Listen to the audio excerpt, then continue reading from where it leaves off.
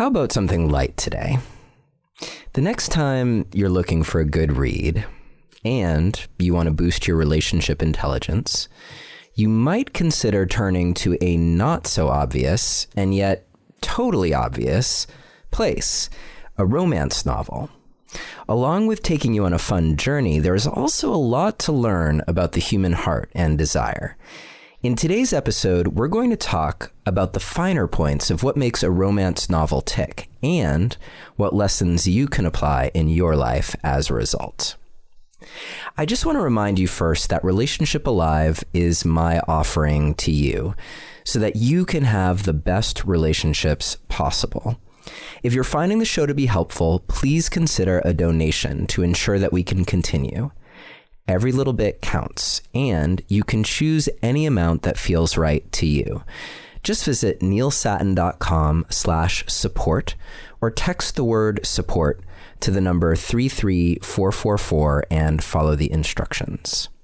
And this week, I would like to thank Dana, Michael, Michelle, Joseph, Ruthanna, Holly, Jenny, Marie, Timothy, Gary, and Karina. Thank you all so much for your generous and in many cases ongoing support of Relationship Alive. Now, if you're looking for some quick ways to make a huge improvement in your relationship communication, then make sure you download my free guide to my top 3 relationship communication secrets. These 3 things can help you go from being disconnected and misunderstood, especially when you're talking about something challenging, to finding your way back to connection and understanding with your partner. To download the free guide, just visit neilsatin.com/relate or text the word relate to the number 33444 and follow the instructions. Don't forget that we have a free Facebook group to get support from other people who listen to the Relationship Alive podcast and who are striving to put the principles of conscious relationship into practice. So come join the Relationship Alive community on Facebook.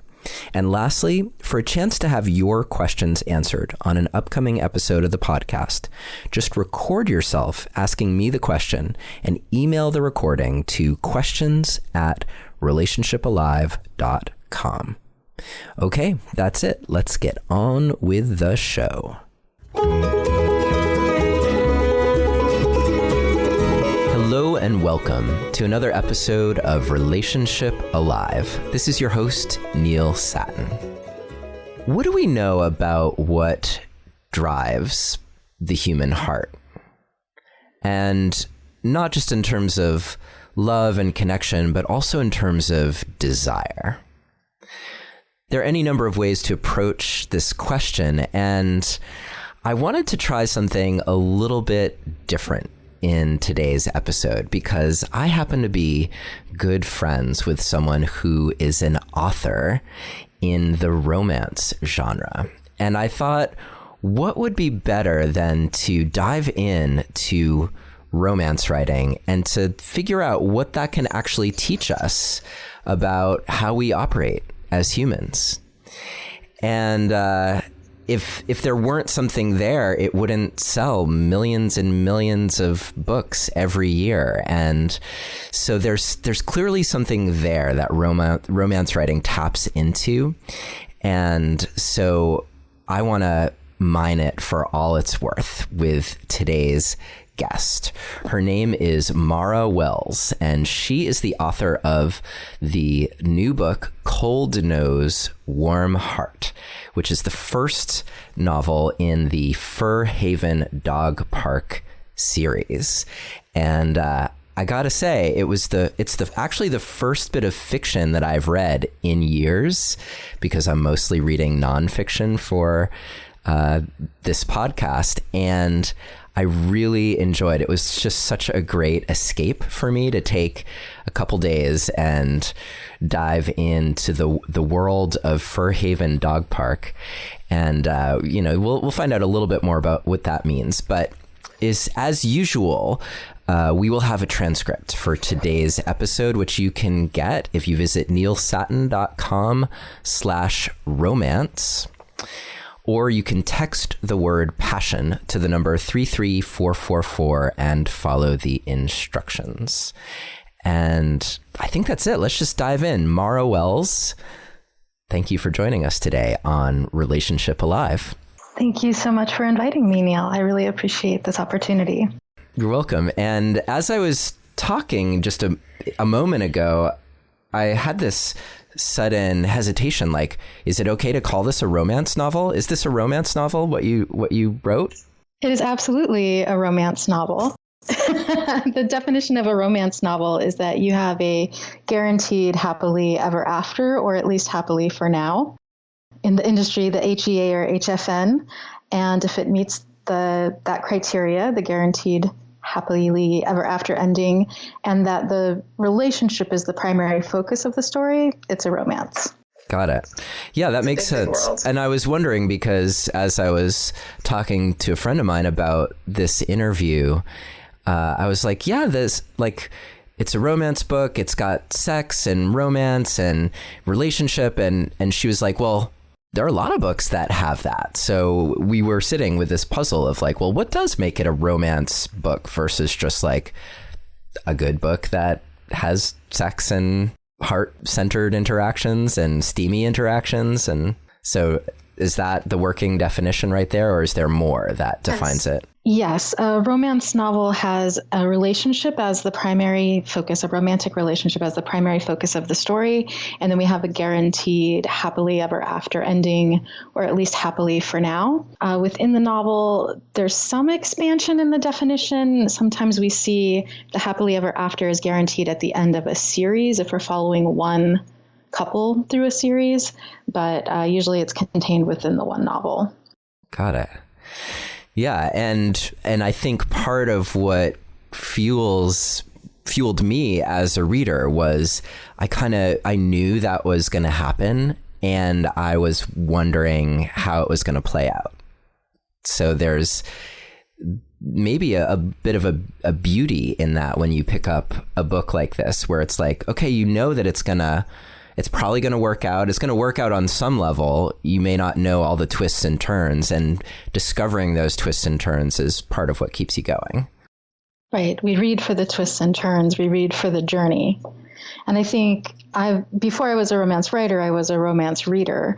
And so for me as a reader, there's comfort in knowing what the ending is going to be. And so I'm actually able to enjoy that journey more. Mm. And to see the ways in which it plays out individually for every different couple. Now, I hadn't thought about this at all, but just hearing you say that makes me wonder if there's some element of that when you actually meet a person, that part of why you can meet someone and within a few seconds, you can make kind of a snap decision about whether or not this person is going to be a good person, like a good fit for you romantically. And that's not always true, right? Because we can meet people where we don't necessarily think that, and then they surprise us because we get to know them a little better, and we uncover the things that draw us to them. So it's not true 100% of the time, but I'm thinking back on any number of relationships that I've been in and wondering if that's part of it. Like, you meet someone and you're like, oh, something's going to happen with this person. And now let's uncover the twists and turns that get us there. Right. If we think of story and then also the story of our own lives as being focused on the journey rather than the outcome, because unlike fiction, the outcome in real life isn't guaranteed. Right. But being able to focus on the journey makes that process enjoyable. Right. Well, in terms of like the happily ever after or the happily for now ending, I'm not really sure what that means for the genre. Like, you know, it wouldn't surprise me if, you know, it's just like the stereotypical, like the movies, they never show you what happens after the people get together. And that's so much of what we face in our lives is, you know, we live that romantic journey that brings us together with a person, but then there's the laundry. I can't remember who said that, but. Right. And I think that's actually one of the reasons why series are very popular in the romance genre, because we live in the same world with the characters. So, for example, in my series, book 2 goes on to follow Caleb is the main hero of book 1. And he has a brother, Lance, who becomes the hero of book 2, and another brother, Knox, who becomes the hero of book 3. But Caleb doesn't go away. So in book 2, when we're invested in Lance and Carrie's relationship, Caleb and Riley from book 1 are still around. And we get to see how their life is sort of playing out as they become secondary characters in the series. And I think that's some of the delight of the series experience for readers. And actually, I'm experiencing it as a writer now, that we do get to see what happens afterwards and who is doing the laundry and and how are they balancing all of the challenges that they had as a couple to get together. Did they actually come up with a working solution so they can stay together? And of course, the answer in romance is they did.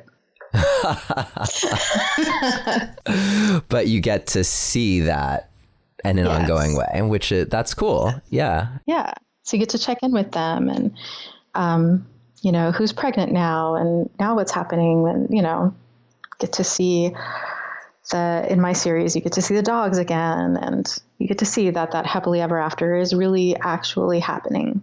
Yeah. Wow. Now I really want to read book 2. I love how in Cold Nose, Warm Heart, I love how the dogs play a role. Like from the very beginning, right? You've got Caleb who enters this building, and can I reveal like a little bit of the intro of the plot? So absolutely. So yes. Caleb walks into this building and he's on a mission to like save the family business or to resurrect the family business because it's gone through this huge upheaval. And so he walks into this building that his grandfather has potentially offered him.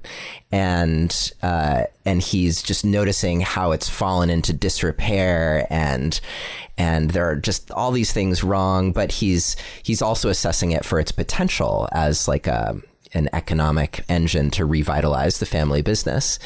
And then at one of the very first things that happens is this cute little poodle runs over to him. So he's like scratching the poodle, and even that is a source of irritation for him because there aren't supposed to be pets in the building, but there's this poodle that's running over to him. But he's good with dogs, like any good hero would be, I would think. Yes. Right? The villain kicks the puppy. The hero like scoops him up in his arms, and so he's cuddling the puppy and at the same time thinking about how he's going to have to fire the building manager, this like horrible dude named Riley Carson who like clearly is not doing his job.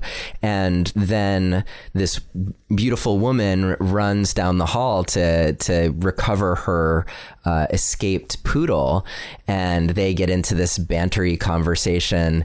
And in the end, I think he like asks her out for dinner. I might be remembering this not quite right, but he's like, we should get dinner. And she's like, you don't even know my name. And he's like, well, what's your name? And she introduces herself as Riley Carson. So, and that's where the plot just kind of goes from like, oh my God, for me, like, how am I going to deal with this? Like, I'm reading a romance novel, because that's kind of where I started, to like, oh my God, what's going to happen? Like I had that initial, like, now how's this going to work out? And right.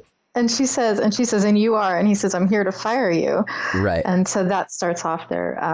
The trope is enemies to lovers, right? They're on opposite ends. He wants to take the building down and rebuild it as luxury condos. She wants to preserve it and restore its Art Deco history. Both of them can't have their way. How will that work out? And it occurred to me when you were describing the book about how he's coming in to assess the building, and to think about its potential for the future. Isn't that a nice metaphor for relationships as well? Right. Right. And with maybe the interesting twist of that being, with a building, there is this sense of like, well, if I had to, I could tear this sucker down and start over. If you enter a relationship thinking, all right, I'm going to tear this sucker down and start over, it might not be the best start. They do. That's for sure. That's for sure. But he has to learn that that's not the best way forward. There's something beautiful about the history. There's something beautiful about the cracks in the terrazzo and the crumbling facade that's worth saving. Right. Right. And I think one thing that's really lovely about the plot of your book is that they do negotiate that and navigate that really beautifully, in a way that makes it feel like change happens pretty organically, the way that change does happen in real life. Because it's not that people don't change, right? But when you want to introduce like wholesale change with a person, that's like a recipe for challenge and disaster. People resent that. And so that initial tension, I'm here to fire you and I'm going to tear this whole place down, like that introduces that same level of like conflict and resentment. Well, wait a minute, like that's not okay. Like you can't take this place that I love and that I manage and you know, just toss everyone out, and like that's not going to work. Yes, like I have a sort of controlling belief in my own life that you can't change people, but people do change. So the opportunity to change comes and people take it or they don't, but you can't force it on them. I think what's also interesting about the building as a metaphor is that Caleb is also not wrong. That place is deteriorating. And there's the population, it's a 55 plus building. So they're all senior citizens with the exception of Riley, the building manager. And they're living in a building that the elevator is about to break down, that the plumbing is very inconsistent, that, you know, there's a lot of hazards for them living there. So it can't just go on as it is. Right. It is deteriorating. He's not wrong, but she's not wrong either. And for me, that was the fun of the book, was how can they be on opposite sides and how do they come to understand? Yeah. Yeah. Yeah. And yeah, so that makes me start to wonder about like the general principles of romance writing and how we start extracting even more about what fuels us as humans. And I wonder if you can give us some insight into how those problems are so important to the structure of the form of romance writing. Yes. So my thinking about romance changed drastically a number of years ago when I read a book by Jane Ann Krentz called of course, my brain just blanked on it. Dangerous Men and Adventurous Women. And it's a sort of academic treatise about the romance genre in which she argues that romance is inherently feminist because what it's ultimately arguing for is a balance, a sort of yin-yang balance by the end of the book. That nobody has more power than anybody else in the relationship, in the world that's created in the book, that ultimately all romances, the arc is toward balance and partnership, equal partnership. And I think that's a really beautiful way of thinking about it. Mm. There are many sort of tropes and almost inside jokes in romance at this point. And one of them is that the hero has to grovel at some point. He has to be taken down a peg. And that doesn't happen. Again, anything I say about romance isn't true of every single romance, but there are definitely sort of trends that we see. But again, it's not that he's being taken down. It's often that men do have more power in, you know, especially in particular societies and time periods that the stories might be happening in. And so it's not that they have to be taken down to be taken down. It's that if we're going to have an equal partnership, right, there has to be an acknowledgement of who has advantages and who doesn't, and a balancing of power. Yeah, that makes a lot of sense. And how does that stack up for you in terms of like the differentials in power being part of what creates the tension versus wanting to end up at a place that feels more balanced? Mm-hmm. So I think the driving force in writing romance for me has been that there are these disparities between them. There is this unequal balance. You know, Caleb is from a very privileged family. Riley is not. You know, something as basic as that. But ultimately, they desire each other, right? There's some sort of attraction that they just can't shake. And there are moments of rejection where it's like, this just can't work. This person is not for me, but it's that desire that brings their attention back to each other over and over again. So I'm not sure what I'm saying there, except perhaps that the logical reasons we might choose to stay or not stay with somebody are overridden in romance by this attraction, this desire, this wanting. And the wanting is for everything that other person is. And often the other person has some aspect of life that the hero or heroine is lacking. So Caleb has this money, this privilege, this utter confidence that anything he does will turn out right. And Riley needs that. But Riley has connection and love and family, and Caleb doesn't, and he needs that. So the physical attraction is again, I think, sort of a metaphor for attraction to the missing parts in their own lives. Yeah, and that is super true in real life for sure, is that we often connect with other people who illuminate aspects of ourselves that are underdeveloped or that we really want or need in our own lives. And at the same time, they can highlight the places where we might feel incompatible, or like, well, that person, they don't have strong ties with their family, so how could I be with that person? And I think that represents some core conflicts that people, inner conflicts that happen in the choice of a partner, is navigating that question of like, well, okay, they have these things that I don't have and I want that, or they don't have these things that I do have and that frightens me. Mm-hmm. Yeah.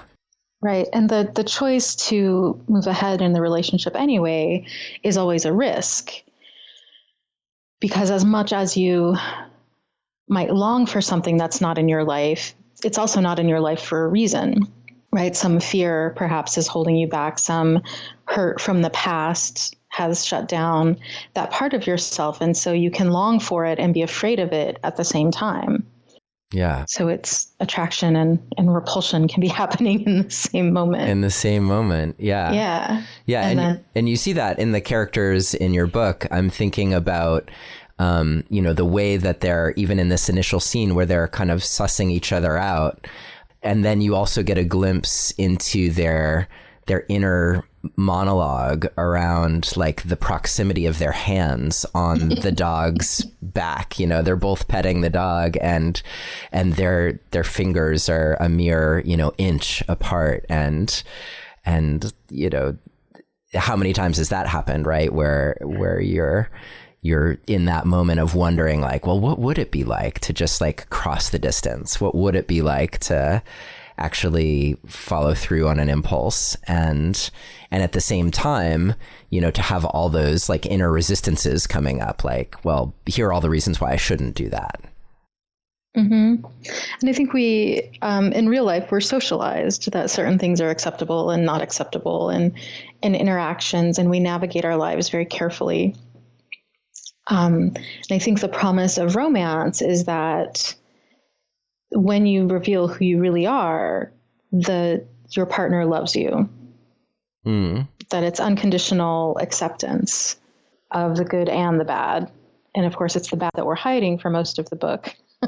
Right. But, the worst has to come out at some point so that the person can be loved with that as part of the understanding. Right. Exactly. Or else it sets you up for a disastrous book 2 of the series. Yes. Yes. The new couple can't be getting together while the couple from the first book is breaking up like that. That is not acceptable. Yeah. Yeah. Just out of curiosity, when would that be acceptable in a romance book for a couple to part ways? Would it ever be acceptable? All that is the type of relationship that happens before the book starts. So we might have heroes or heroines who are coming out of a bad relationship or a relationship that wasn't quite right for them. But we don't, I'm trying to go through the library in my head. But again, the promise of romance is that happily ever after. Right. So even if a couple does break up over the course of the story, they are going to get back together. Right. Right. So, if you're a long time listener of the show, you might understand that kind of ending, I might feel a little jaded about that at the present moment.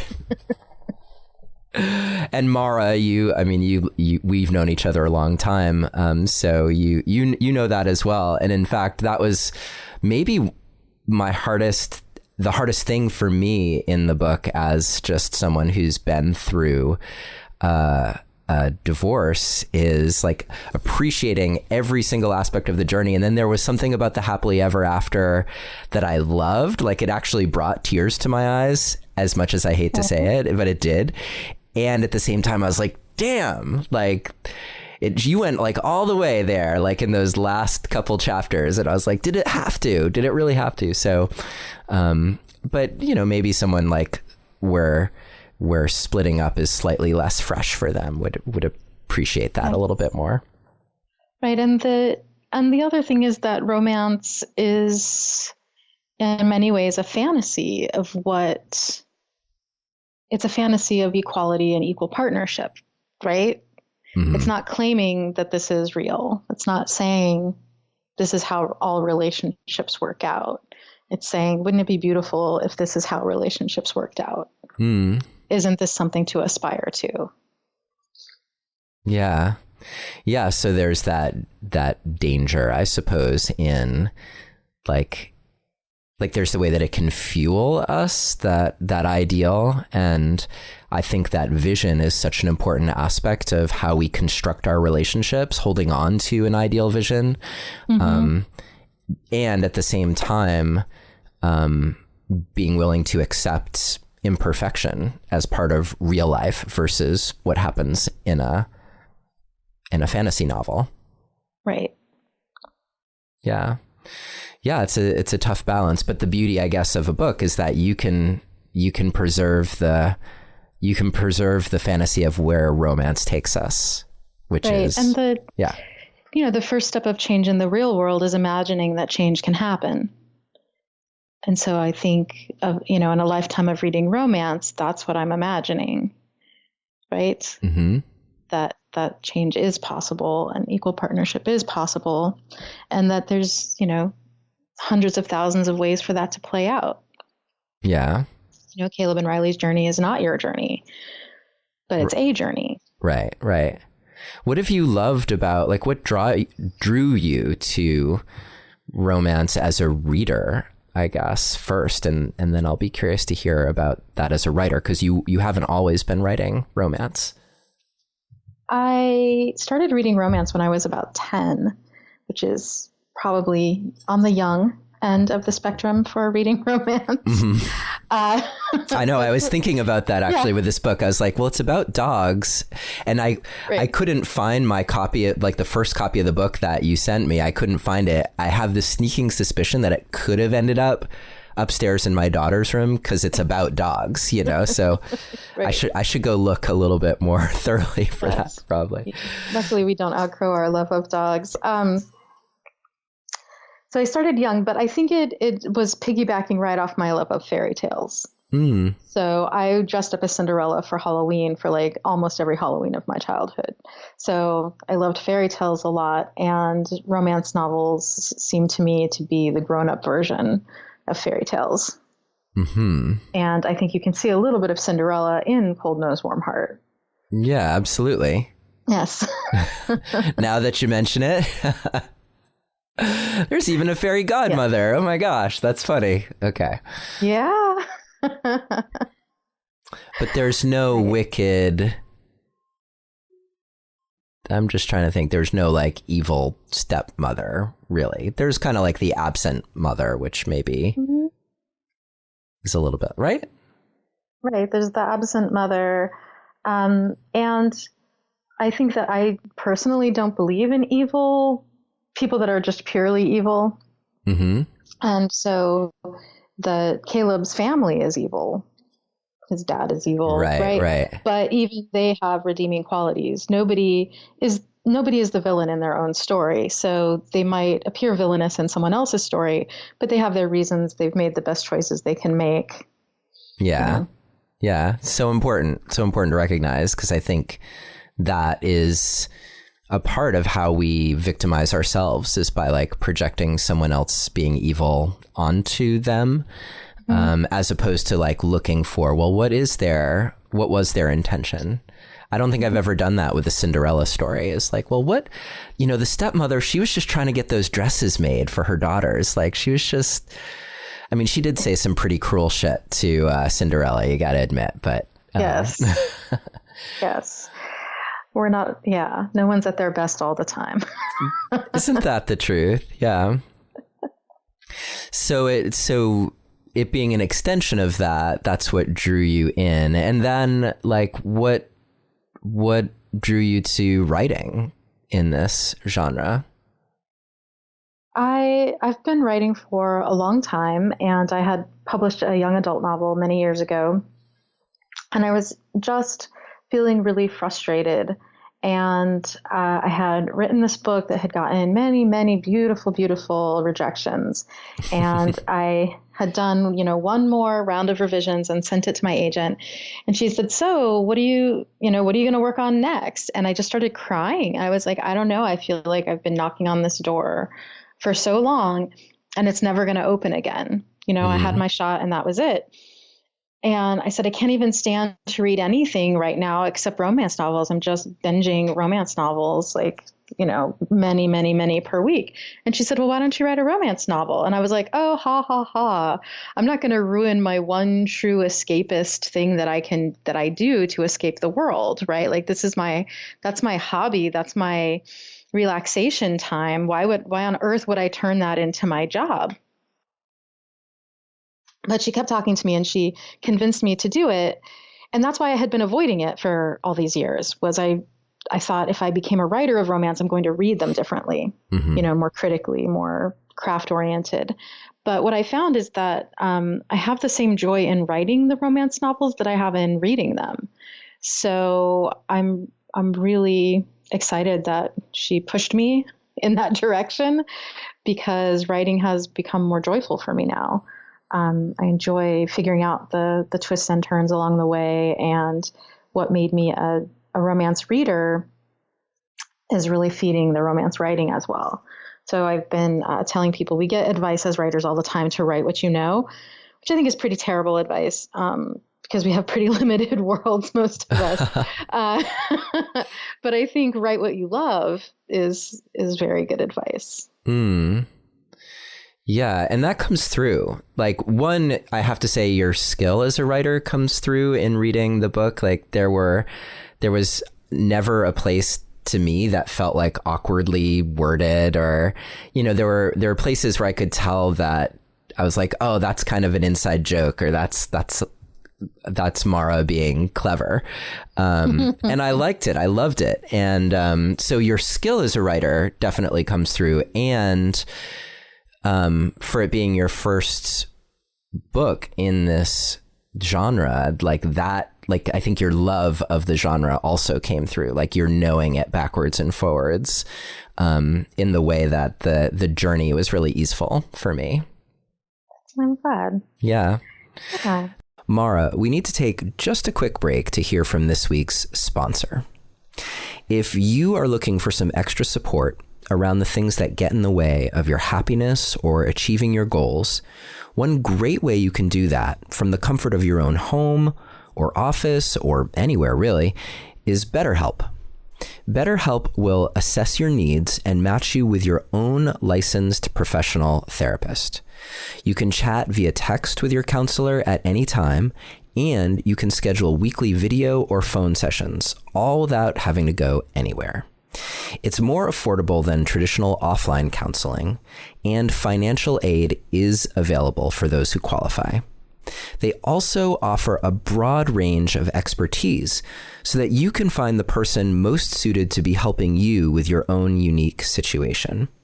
So whether it's depression, stress, anxiety, your relationship, trauma, anger, family conflicts, whatever is up for you, try out BetterHelp to help you move past the places where you are stuck. To start living a happier life today, you can try BetterHelp and get an extra 10% off your first month as a Relationship Alive listener. Just visit betterhelp.com/alive.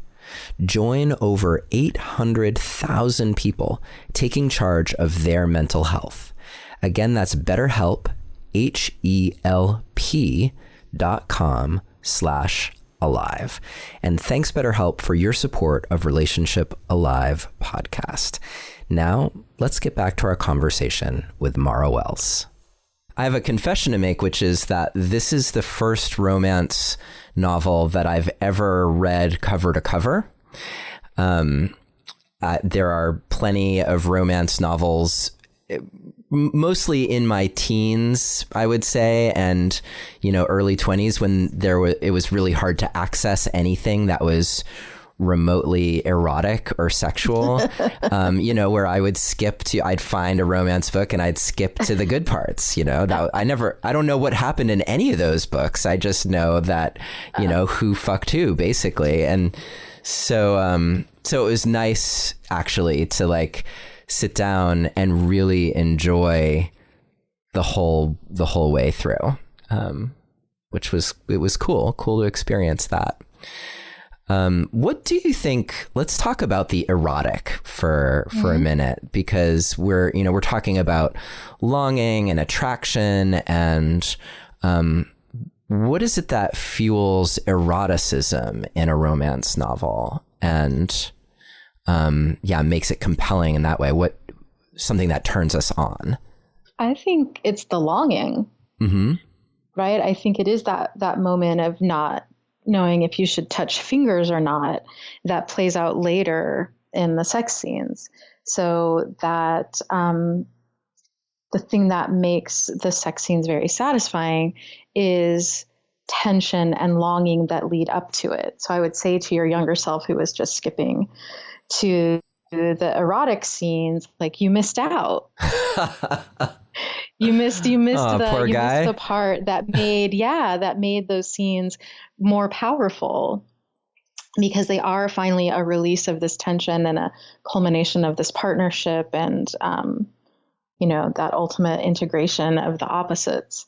So I think it's the wanting that makes having satisfying. But that said, there are, in romance, we call it heat levels. There are varying degrees of heat levels. And so it spans from the story ends with kissing, right? That once they kiss, we know that they're going to have their happily ever after, and we never see more than that. That's sort of one end of the spectrum. And on the other end, we have erotica. And the romance novels fall all along that spectrum of heat. So I will say that when I decided to write romance, I was nervous about that part of it. And I read all over the heat spectrum. I enjoy all of it, but I didn't know as a writer where I would fall comfortably. Yeah. And so was that just a discovery process for you, or did you have a target heat level, or? I did not have a target heat level. I just thought, well, let's see how it goes. So I got to the part in the first draft where I knew that I had to write that scene. And at the time, my father was living with us because he had been having some medical problems. And I tend to write early in the morning, and he's an early riser. And he kept, he would wander through the room that I was working in and talk to me. And I was like, oh, I can't write this scene thinking that my dad's going to walk in any moment, right? I just can't. I can't. So I went, so I put it off until I had some time, and I went to a coffee shop that's in my neighborhood. And I sat there. I have this couch I like to sit on, and I wrote it, and I was pretty happy with it. And I was feeling very proud. And then I looked up, and I'm, sitting in this room with music playing, surrounded by a bunch of people. And I had been so much in my own little bubble world there that I just remember feeling so hot. I know I must have blushed dark red. And I texted my friend Kate Ballinger, who's been a really beautiful, wonderful mentor for me on this romance journey. And I was like, so I just wrote my first sex scene in a coffee shop and I don't know how I feel about that. And she texts back, welcome to Romance Landia. You're going to find yourself writing them in lots of places. So, that's so funny. And even like for me, I mean, I think about like kind of what runs through our head potentially when we're at a coffee shop. So there's like that level and even kind of the beautiful aspect of like your father walking through the room, or that fear of like what that's like to feel like how many parents of young children are like trying to find time to be sexual, but you know, the kids could like bust in at any moment, you know, and you're like in the bathroom with the shower on and the door locked and hoping that, you know, they don't pound for too long, because that would be like child abuse, right? If they like can't get in. So, you know, never been there. So, yeah, so that's some of the real life aspects of it as well. Are there, in terms of determining the heat level, is that about language or like? Yeah, it's about sort of specificity. Uh-huh. And so I think that I landed in a heat level that I this is not a technical term, but I call soft focus. So we have some idea of what's going on, but I haven't, you know, really zeroed in on every breath, every touch, right? It's kind of I picture sort of the camera pulled back and we got kind of a fuzzy lens on. Right, which leaves some up to the imagination. Yes. And so you can go less heat than that, where it's even more fuzzy, I guess you could say, and then other novels get much steamier and more specific in what's going on. Yeah, I actually have another friend, someone that I've known even longer than I've known you, who writes.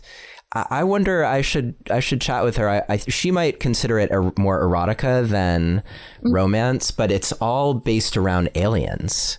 So it's like people having sex with aliens. And I imagine you have to get fairly explicit, and it still leaves a lot up to the imagination once you're dealing with like alien body parts. Yes. I'm taken back.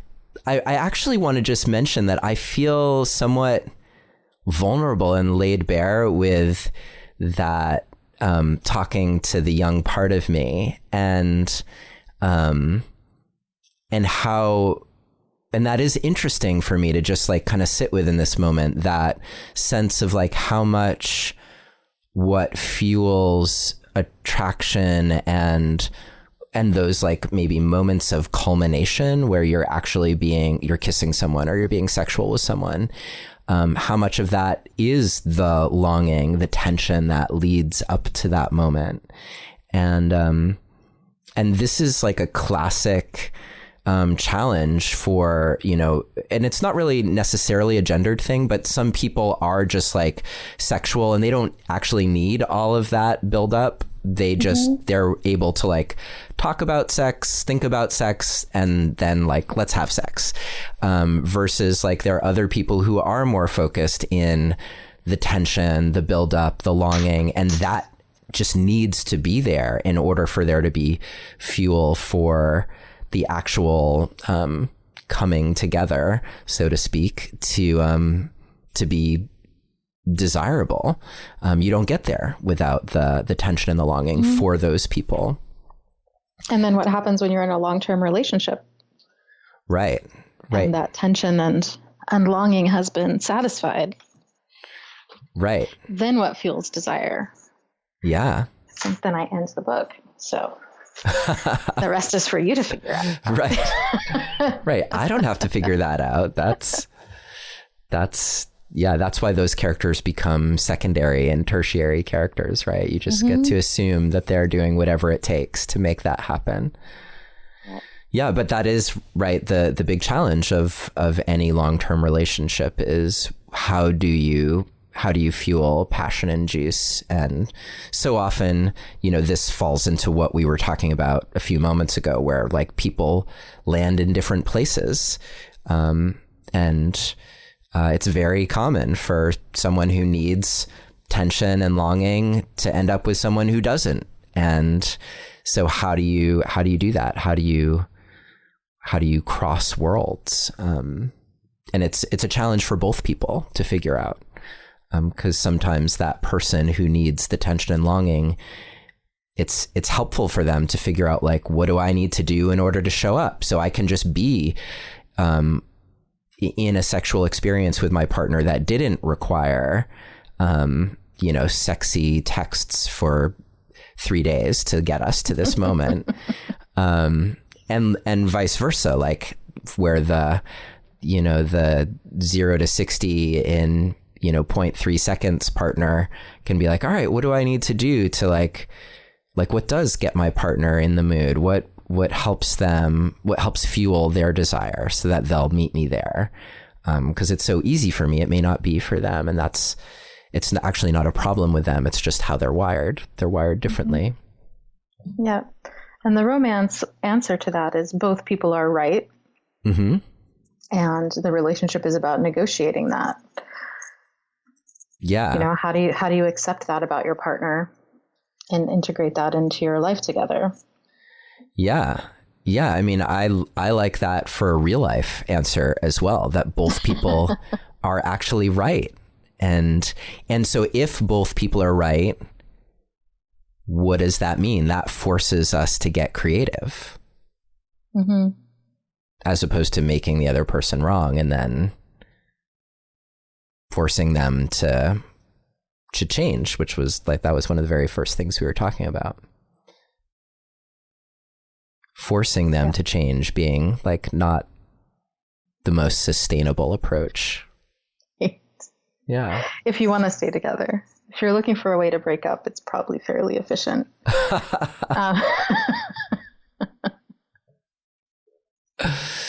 Yeah. But this also makes me think about, romance has had a history of readers being shamed for their reading choices. Mm. And I think, in the past few years, the conversation has really changed where romance writers are pushing back and saying, what's shameful about female desire? What's shameful about fantasy? Right? Like, why do we call it a guilty pleasure? Why can't we just call it a pleasure? Yeah. To read. And I think that extends beyond reading choices. I think that in relationships as well, you can't have a guilty pleasure or a secret desire that you're keeping from your partner and have that work out long term. Yeah. So I think part of romance's job is to take the shame out of whatever desire people feel, because again, ultimately that happily ever after is guaranteed. And the partners have to accept each other exactly for who they are. So whatever is revealed over the course of the novel is accepted and loved. And isn't that a beautiful thing to think about? Yeah. Happening in the real world as well. Yeah, definitely. Definitely. Yeah, I hadn't really thought about that. There is that place where, and shame is kind of the what's the word I'm looking for? Shame is the challenge of someone who maybe is a little kinky, where something being a secret or being taboo does fuel them, does create a little bit of charge and juice for them. Mm-hmm. And shame is kind of the shadow of that, like the potential for it to feel shameful, because most people aren't turned on when they're feeling shame. They're looking for a way to escape from that feeling of shame. So, right. Yeah, that hadn't occurred to me that romance in and of itself could be a way to reduce the shame that people feel around different kinds of desire, and as a way of experiencing differences as being acceptable and accepted. Mm-hmm. Yeah. No wonder I liked your book so much. Yeah, I think it's instructive. Like, as I was reading it, maybe because there are aspects of it that are, like, when you read it, like, like I knew, okay, this is when I can see it coming. Like, this is when they're going to kiss for the first time. And it's like, so even the knowing, there was something about it that, I feel like in this moment could actually be more instructive for a person to read than reading a book that talks about how you might need tension in order to fuel longing and you might need tension and wanting and desire, and like, it's enough to know that that's true, but then to actually read a romance novel, I think it gives you a sense of how that actually plays out and how that works. Right. And do you know that they're going to kiss, and you can feel that kiss coming, and it's that anticipation doesn't ruin the fact that they're going to kiss. Right. It sweetens it. And so you keep reading, not because you're like, maybe they're not going to kiss, but because they are, and you want to see how it goes down. Yeah. Right? Because every first kiss is different, and every moment, every intimate moment that people share together, there might be, certain moves or phrases that various scenes have in common, but ultimately every moment is unique. Right. And that's what draws us to it. And it's not, it's predictable, but not in the negative sense of that word. It's predictable in that sense of anticipation way. Right. That phrase, how's this going to go down? Like, that actually came up for me several times as I was reading, where I was like, all right, how's this gonna, like, I know that this is going to work itself out somehow, or this, like, I know this twist, or I know there's a twist coming. What's it going to be? Like, how's that going to go down? Mm-hmm. And, it really kept me engaged as a reader. And, I loved escaping for, it was the better part of, I guess it was most of a day, and then like the day before, where I was like a half of the day before, where I was just like, that's the privilege of being able to read as part of my living, is I could just set a day aside to do that. It felt good. Yeah. I might have said a guilty pleasure, but I'm not going to say that anymore. Don't say that anymore. There's nothing guilty about it. Yeah. I just heard a statistic that romance readers read 4 times as many books as other types of readers. So I think you can see you got a little taste of what drives that market. Yeah, I guess I did. Right. What surprised you about your book? What, as you were writing it, knowing that there's a form to the genre. Mm. What? Yeah. Well, this isn't always true again, but my book is in a fairly standard point of view, which is alternating between the hero and the heroine, third person, close. Mm-hmm. And I had never written a male point of view before. Wow. I just decided to. And so I think that I was surprised all along the way at how much Caleb had to say. Mm-hmm. And sort of his attitudes. And I mean, I guess it shouldn't be surprising, because obviously he came out of my mind, but it's like, oh, he's just a person too. There's nothing scary about writing a male point of view. But the thing that absolutely surprised me is in the first scene where we meet Riley's grandmother, and I found out that she's still in love with her ex-husband, because I thought they were just like straight up enemies. That I hadn't been planning on, but then it turned into sort of a delightful thread in the book. That I enjoyed writing the senior citizen romance quite a bit. Yeah.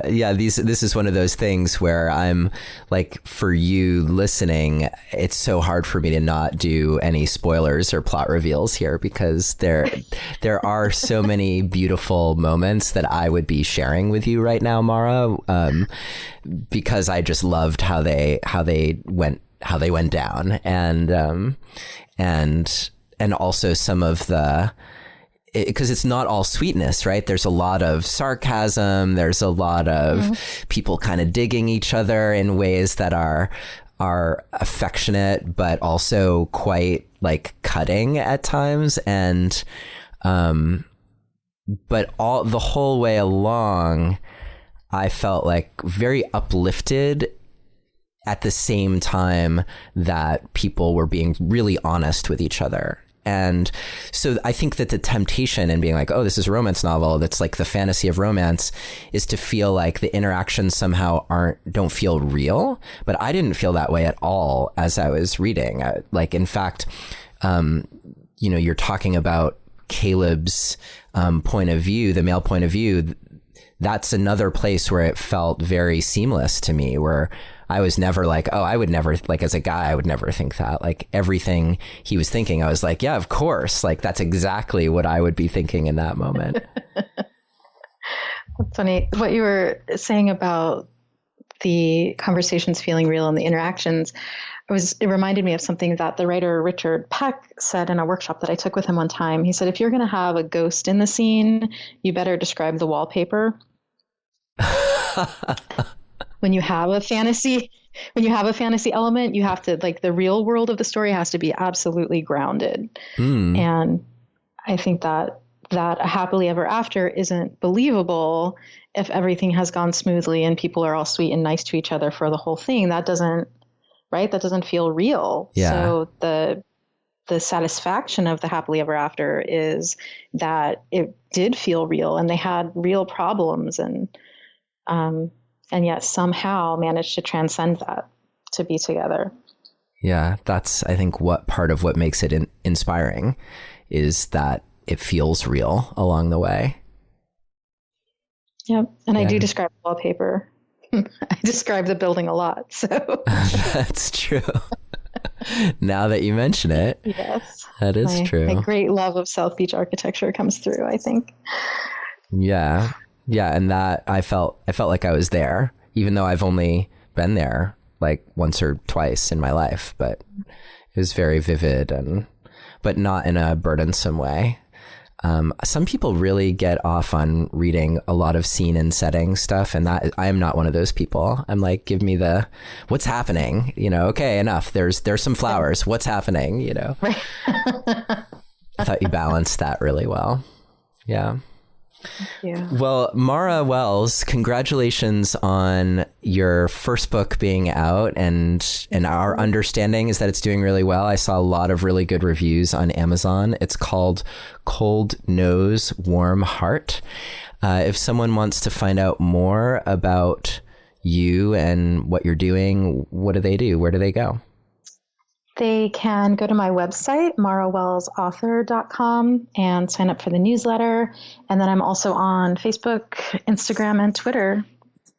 Awesome. And how many books are coming out in this series, at least as far as we know at the moment? As far as we know at the moment, there's 3. So book 2 is called Tale for Two. It comes out in July. And Pause for Love comes out March 2021. Awesome. Congratulations. Yeah, I'm really excited for you. And actually, before, we got to address the dog thing for a minute. Oh, okay. So first, why dogs? Why did you personally make that choice to bring dogs into the mix? Well, my mother was a dog breeder, so I grew up with dogs as part of the family. And I've had dogs all my adult life. And I've been thinking a lot about the relationships we have with animals, especially our pets, and how they're not humans, right? They aren't humans, but they are still part of our lives, really important part of our lives and part of our families. But they don't speak and they don't act human. Mm-hmm. And so it's this weird, I'm sort of just fascinated by the interspecies aspect of it and how passionately we can feel for dogs because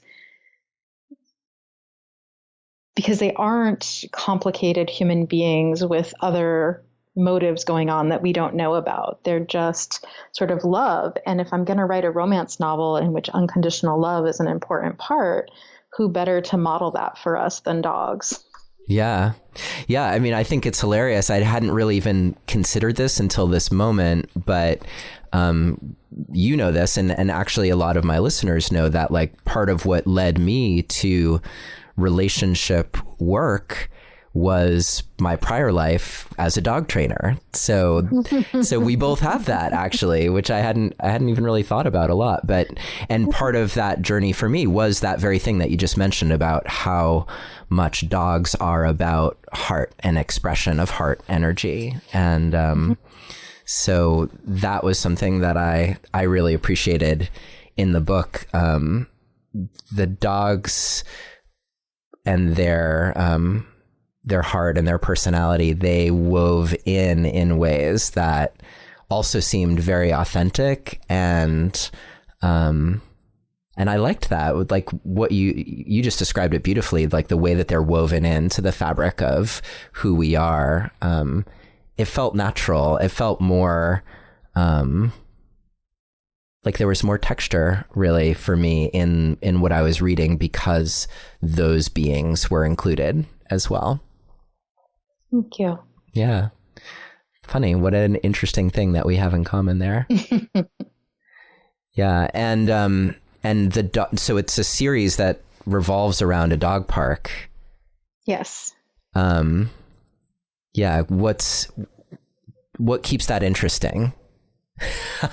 Well, there's an infinite number of dogs and the people attached to them who can come through the dog park. So it gives me a very rich tapestry to pull from, I guess, of characters for upcoming novels. Mm-hmm. And I think it's sort of a pre-test of people. You know, if you have a dog, then you love the dog and the dog loves you. So you're sort of pre-approved as a decent person, deserving of a novel, perhaps. I love it.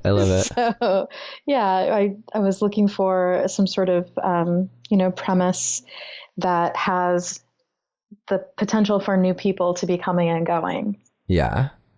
And when we first moved to South Beach, the first place that we made friends was at the dog park. Yeah.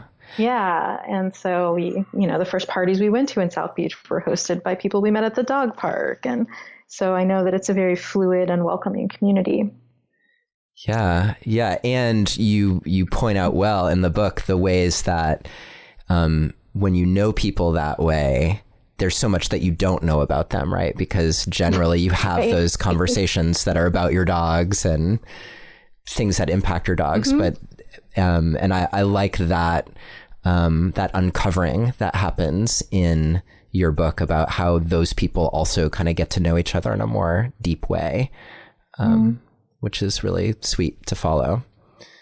And so funny in real life when you're like, yeah, I've been like hanging out with you for 3 years and I don't know anything about you. I've had those mm-hmm. conversations with people before, where it's just like, yeah, we were dog park friends. Yeah. And then here in Portland, Maine, where I live, we had like this dog park that was known all over. There were some national public radio stories about it. I think it was very early in like the dog park era that this dog park existed. But unfortunately, it was also in a historic old cemetery. So the people who were like the preservationists of the cemetery and maybe like the big wealthy houses that surrounded the cemetery at a certain point decided that they didn't like hundreds of people showing up there with their dogs. So that actually went away. There are other dog parks in this town that I haven't explored, but that used to be such a community center. So I think anyone who has a dog who's done the dog park thing will totally relate to that as well. Yep. Yeah. Well, Mara, thank you so much for being here with us today on Relationship Alive. This was like definitely outside of my wheelhouse to have a conversation like this versus like, going straight at someone's relationship advice. But this is like good stuff for all relationships. I'm really glad that you came on the show and for the joy of reading your book, as well as the instructiveness of reading your book. I hope people check you out. Neil. Yeah. Thank you. This was really fun. Thank you for inviting me on your show. You're welcome. Thank you for listening to another episode of Relationship Alive. If you like what you've heard and want to make it easier for other people to find out about us, please take a moment to subscribe to our podcast and to rate and review us on iTunes. If you have questions or comments or want to continue the conversation, you can always join our Relationship Alive community Facebook group. And for more information about today's episode, visit us online at neilsattin.com/podcast. Or you can always text the word passion, PASSION, to the number 33444 for more information. Finally, do you have a burning question that you're hoping we can have answered here on Relationship Alive, either for a future or past guest? Let me know and I'll see what I can do. Take care and see you next time.